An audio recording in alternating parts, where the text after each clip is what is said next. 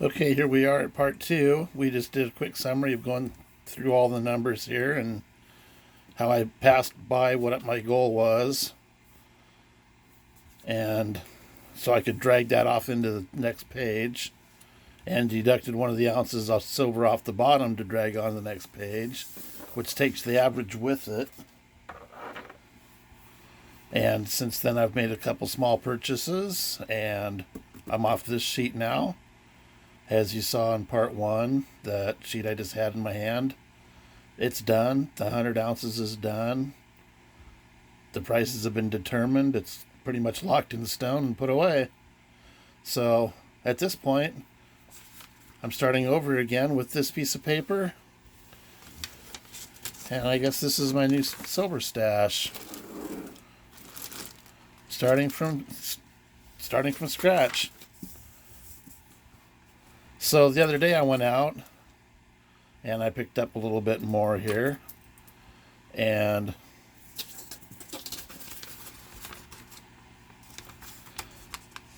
what I did is I traded in an old mint set I had, and to bring my cost down. So there was kind of a drop in the price, and I went in there with an old mint set I had and said, hey, what's a mint set worth to you? I don't want to cut it up and throw it in my 90% bag. But I knew what I was into that mint set for, and so there was $1.70 of 90% in that mint set. He offered me $2. So 1, 2, 3, 4. I got me 4 Benjis for that. And then I had some old, not really old, but, well, I guess they're old enough, star notes that I had kicking around for years. And, there's really no value to them anymore. That used to be something you could get something for, but nowadays they're like, oh, neat, and that's about the end of it. So I wheeled and dealed with him and used that for the cash and having the star note leverage, and picked up another 870 face value for that. So basically, when it was all said and done, the 1390 or the 13.9, I need to look around the camera here so I can read this. The 13.9 that we started with, I'm down to 12.14 already. And I'm only into it for $20.90. But it's working those numbers that you can do this with. And it's amazing how little it really takes to make these numbers move. Like when I sold that mint set or traded it in, another thing I had a 1964. It's been on other videos. It was one of those things I pulled out of a crack back behind the safe in a box. And it was one of those gold-plated Littleton Coin Company, one of those half dollars. Everybody's seen those gold-plated half dollars. Well, the one I had happened to be a 64. I've seen all years. Most of them are pretty newer, though, but it was a 64, so it was 90% silver anyway. And when I did the mint set thing, I asked him, I said, is there any value to this? As some kind of trade, it's 90% gold plated, still in the bag. And I knew he had them sitting on the shelf for $10. So I just kind of played into it a little bit. And he's like, well, yeah, that's really not worth anything. And I said, well, entertain me and give me 60 cents for it. So he did.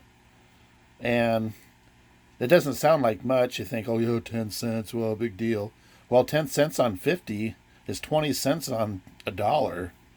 I made 20% on that deal, just getting an extra silver dime out of it. So between that, the mint set, and the star notes, I was able to add more to this bag. So that's good. So bag number 2 is started. I'm at 1214 as of now. And still at the 1605. So I think everything's pretty much caught up. We can dump all this in the same bag.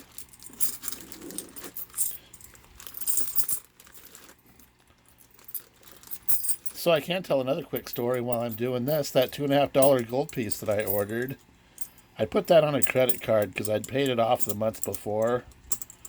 So I wasn't too worried about paying it off again. And the way the paydays roll around and the credit card statements rolls around, I pay on my credit card every 2 weeks. I just want to get paid, and all my bills go direct bill pay on it. So something I hadn't noticed and looked into or paid attention to was, there's the beginning, is I made 3 payments on that credit card that month. So my gold piece was actually paid off before I even bought it. So that was kind of nice. Nice little surprise. I was thinking I had to pay for that this week. So there we go. I think we're all caught up with this. I showed my justification of the first 100 ounces. Here's my numbers for the second. You can see what I've got going on. This time I'm shooting for $half or dimes. Excuse me. I need a drink. It's like 11 o'clock at night and I should be in bed.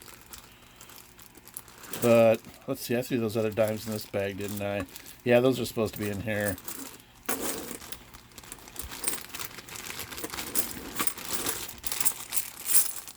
But it's looked like I'm doing pretty good with the $half here. So if I end up with another bag of quarters, I end up with another bag of quarters. But thanks again for watching, and everybody have a good week.